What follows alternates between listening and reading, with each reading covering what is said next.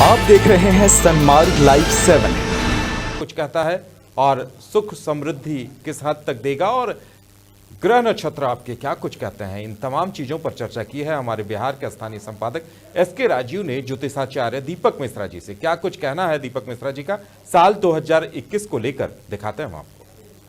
कहते हैं आस्था और विज्ञान का अन्योन्याश्रय संबंध रहा है, लेकिन कभी कभी आस्था विज्ञान पर भारी भी पड़ जाती है। दरअसल में 2020 पूरे तरीके से कोरोना के संक्रमण काल से पूरी दुनिया के लिए आप कह सकते हैं कि एक बड़ी समस्या बनकर उभरी। लेकिन ज्योतिष शास्त्र, जिसे अंग्रेजी में एस्ट्रोलॉजी कहते हैं, वो कोरोना को लेकर कुछ खास बता नहीं पाया।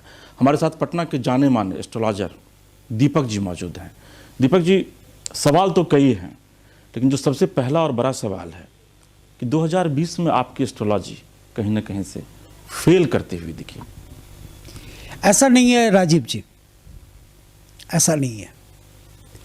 2020 के बारे में पहले भी कहा गया था और मैंने भी अपने एक चैनल के माध्यम से, एक नेशनल चैनल के माध्यम से कहा था कि 2020 जो होगा वह एक बाधाओं का साल होगा। लेकिन लोगों का विश्वास कमज़ोर ना हो, लोगों की क्षमता, लड़ने की क्षमता कम ना हो, तो इसलिए खुलकर बहुत सारे ज्योतिष नहीं बोलते। क्यों नहीं खुलकर बोलते? अगर आप ज्योतिष हैं और ज्योतिष भी अगर खुलकर नहीं बोलेंगे तो फिर आप आदमी किससे अपेक्षा रखेगा?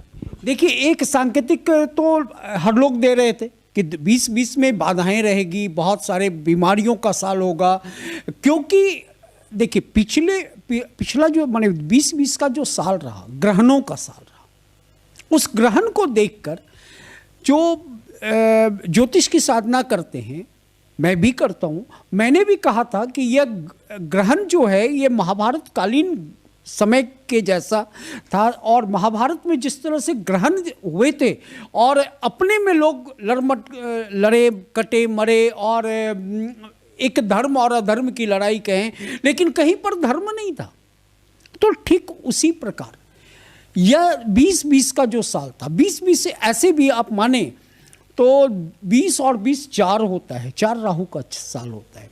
और कहते हैं कि कलयुग में राहु और केतु दो ऐसे प्लैनेट हैं जो छाया ग्रह माने जाते हैं, और उसमें भी ग्रहण काल रहा, तो ऐसी स्थितियों में वो बाधाओं का साल हो सकता था। तो बाधाओं का साल, बाधा कई तरह की बाधा हो सकती है। आर्थिक विपन्नता भी आई, इसको भी हम लोग कह सकते हैं कि पूरे विश्व में अर्थव्यवस्था कमज़ोर हुई है। हमारा जो सवाल है, कहा यह जाता है कि जो एस्ट्रोलॉजी जो कहता है कि राशियों के अनुसार लोगों का भाग्य तय होता है, लेकिन कोरोना तो एक ऐसी बीमारी बनकर सामने आई जो तमाम राशियों को निगल गई। तो कहीं ना कहीं से यहाँ भी मुझे लगता है कि आप लोग फेल करते दिखे। बिल्कुल नहीं। देखिए, राशि एक छोटी सी बात है। एक राशि में कई करोड़ लोग एक साथ जन्म लिए हैं, तो सबका भाग्य ऐसा नहीं होता। राजीव जी, एक कविता मैंने लिखा था कि अगर सिर्फ आप जो है 12 घरों की गणनाओं के आधार पर हम किसी के भविष्य की कल्पना नहीं कर सकते या भविष्य का निर्धारण नहीं कर सकते। वो कविता थी कि 12 घरों की स्थितियाँ, प्रारब्ध, भाग्य और परिस्थितियाँ, जीवन के ये 3 नियामक, इन पर नहीं है अधिकार, सके हम कितने हैं लाचार। आपने प्रारब्ध की बात कही तो कहा यह गया है कि लिखा यह गया है शास्त्र में कि प्रारब्ध पहले रचा फिर रचा शरीर, यानी कि आदमी के शरीर की रचना करने से पहले ही उसका भाग्य लिख दिया जाता है। साइंस इस चीज़ को नहीं मानता है। अगर आप आज के युवाओं से बात करेंगे तो वो भी इन चीज़ों को एक्सेप्ट नहीं करते हैं। इसे लेकर भी एक सवाल है आपसे मेरा कि 2020 में, फिर चलते हैं हम कोरोना की तरफ, कि 2020 में अगर आप देखेंगे कोरोना को, तो न सिर्फ कई असामयिक मौतें हुई, कई रिश्ते भी टूटे, बनने से पहले बिखर भी गए, लेकिन आपकी एस्ट्रोलॉजी ने इसे भी नहीं बताया।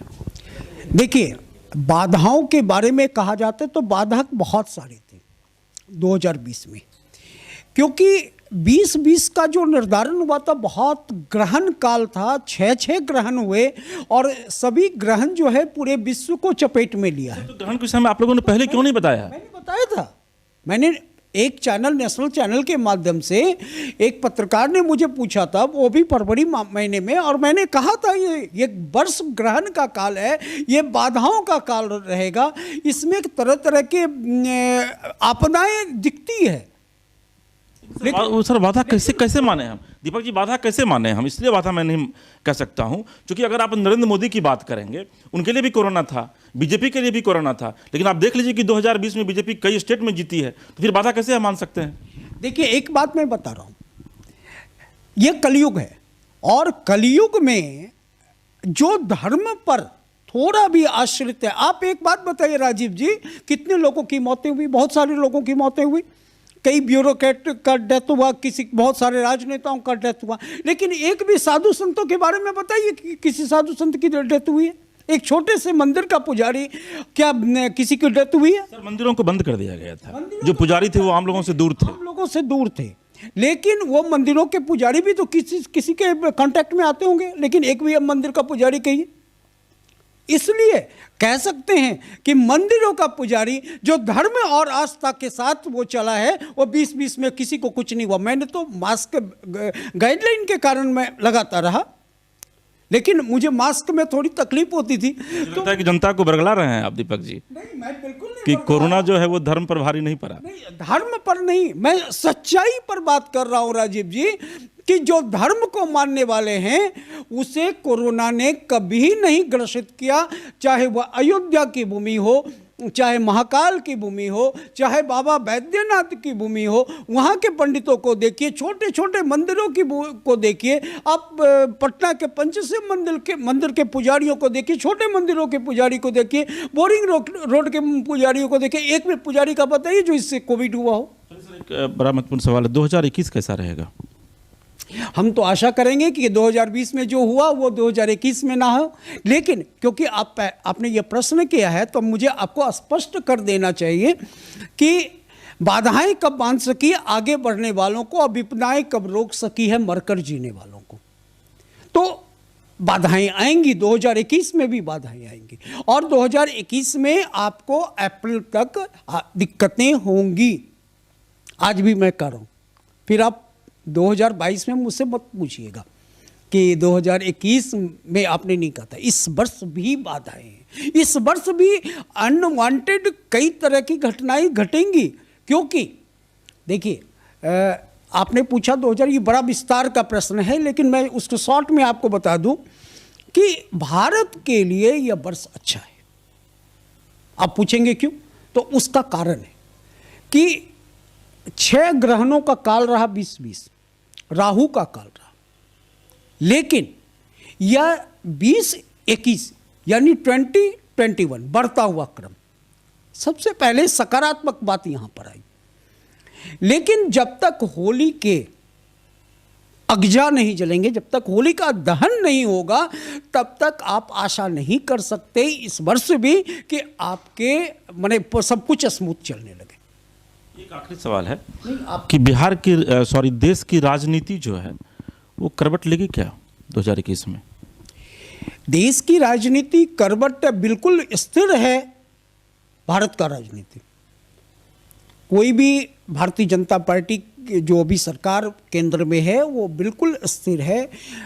भारत के प्रधानमंत्री माननीय नरेंद्र मोदी जी, सम्माननीय नरेंद्र मोदी जी वो रहेंगे, और वो भारत की अर्थव्यवस्था को आगे बढ़ाने के लिए बहुत दृढ़ निश्चय के साथ आगे बढ़ेंगे। मोदी का कद और बढ़ेगा, मोदी का कद और बढ़ेगा। और एक बात जो मैं आपने रोक दिया, मैं एक बात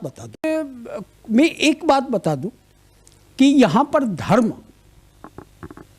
आस्था, एक विश्वास, दर्द से बड़ा होता है विश्वास।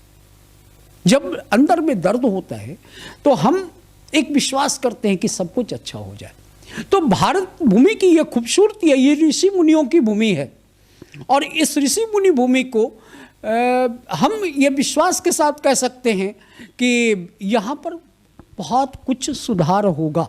जब महाकाल के धरती पर घंटा बजता है, जब वहां पर आरती होती है, माता कामाख्या की शक्ति जागृत हो जाती है। दीपक जी हैं, युवा एस्ट्रोलॉजर हैं ये, और दीपक जी के शब्दों में माने तो तो धर्म जो है वो बहुत बड़ी चीज़ है, और इसी चीज़ को रामायण में तुलसीदास ने भी लिखा है कलयुग के परिप्रेक्ष्य में कि कलयुग नाम ही एक अधारा, सुमिरी सुमिरी नर उतरहि पारा। लिहाजा अगर आपको 2021 को अच्छा बनाना है तो धर्म का सहारा लीजिए। पटना से कैमरा पर्सन प्रभात के साथ एसके राजीव, सनमार्ग लाइव 7।